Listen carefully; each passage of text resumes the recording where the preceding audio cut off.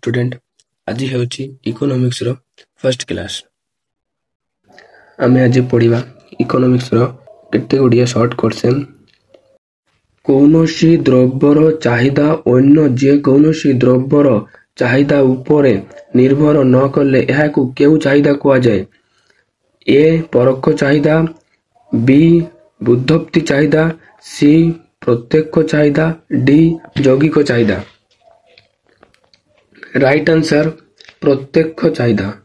2 number कौनसी द्रव्य को अधिक एकक उपभोग करागले प्रत्येक द्रव्यर अधिक एकक मिलुतिबा परितृप्ति ए वृद्धि पाई थाए, बी स्थिर रही थाए, सी क्रमांश ह्रास पाई थाए, डी शून्य होई थाए।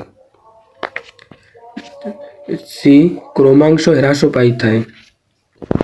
मोट उपयोगिता स्थिर रहिले सीमांत उपयोगिता केते? ए ऋणात्मक, बी धनात्मक, सी शून्य, डी अनिश्चित। 3 नंबर आंसर बी धनात्मक।